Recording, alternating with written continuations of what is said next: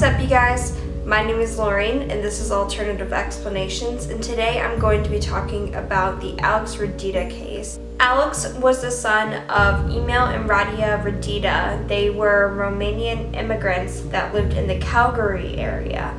Now, at age 3, Alex was diagnosed with type 1 diabetes. He was one of 8 children, and upon getting this diagnosis, he had a hospital stay where he had really bad stomach pain. He was falling in and out of consciousness. It just wasn't good, and the doctors let his parents know that they said that he had type 1 diabetes, and from the beginning, his mother said that they were wrong. The doctors were all teaming up against her family. They were wrong, that their God would keep him safe and that she was going to prove him wrong. In 2003, Alex fell again in the hospital. He was diagnosed with hypoglycemia, which means extreme low blood sugar. It was just not good. As soon as his hospital stay ended, he went into foster care. Now, in foster care, he was thriving. He had foster care parents that understood his diagnosis. He was being treated correctly. He was getting his insulin. They were tracking his food. So he was not only gaining weight, but he was actually living a very healthy lifestyle.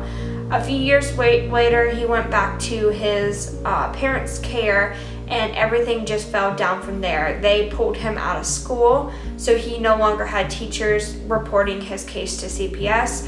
On top of that, he also wasn't going out of the house very often.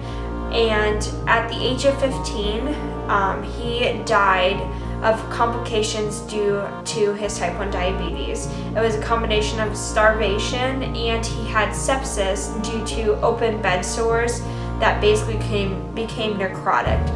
In May 2013, the Calgary paramedics got a call about a 15-year-old found not breathing.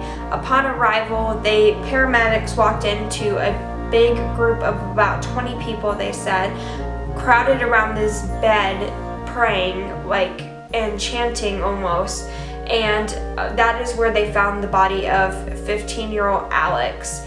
I'm going to read a quote from the paramedic that she testified and said, he had black necrotic sores on his face, and his left jaw had open sores so deep she could see his jawbone. There was nothing left to his stomach, as he was just extraordinary skinny. She estimated his waistline to be approximately 3 inches. He was dressed in a diaper and t-shirt. His eyes were open. He was not breathing. So upon interviewing the parents basically claimed that their religion, which is Romanian Apostolic Christian, I believe, did not believe in doctors. Now, upon further investigation, their doctrine said nothing about not believing in doctors, but the parents still stand by the fact that they don't believe in doctors. They believe that they were working against their family. His father had posted in a Romanian web chat group that CPS and the doctors were gaining up against him to try to take custody of Alex, which is true. In the past, they did grant them, put him in foster care, but it was for his best interest. If you see the pictures of him when he was 6 years old in foster care and when he went back in his parents' care, it doesn't even look like the same child. When he was in foster care, he was a chubby kid. He had no problem gaining weight. He was going to school regularly. And when he went back into his mother's care, they found literal boxes full of insulin and testing strips that were not being used because they were not treating his diabetes. They believed that it would just heal itself, that the doctors were just teaming up against him, and I don't get where that comes from. It was claimed that his body was so thin and frail that he looked mummified almost, which I can't even imagine being in my last days of life and feeling mummified, like I can't move and control my own body, especially at 15 years old. And what was really sad was that his siblings had to sit there and witness this. There was a letter written by his sister that she had left out in the open. I believe, I'm not sure if she wrote it as a testimony or if the authorities found it later on, but I'm going to read the letter to you. I walked past my mom's room. I saw her lifting my brother Alex. I saw his face. It was so scary. I went to ask my brother to pray with me so he gets better. I went ahead and grabbed my Bible. I went to my mom's room to read to him. I grabbed his hand and looked into his face. It looked like he was dead. I started to pray. My family heard and noticed. They started to pray.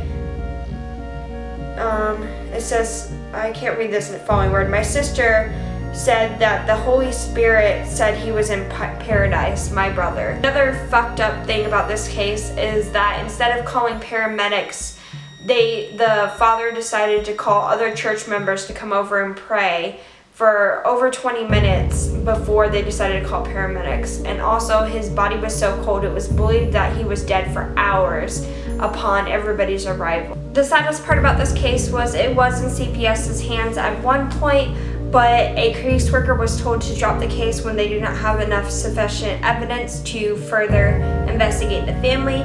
So that was kind of the thing that I believe set up these series of events that basically put the nail in Alex's coffin. It's really sad because he had no connections to the outside world and that he couldn't even contact a teacher or anybody because he was never outside of the house and he was in such a frail state. He no longer had control of his body. He couldn't go to the bathroom alone. He couldn't walk.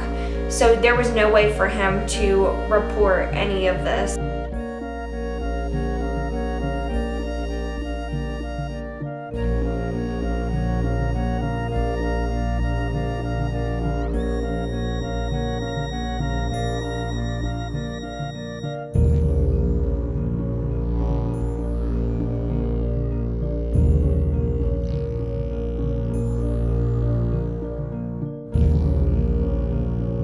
So that's my thoughts on the Alex Radita case.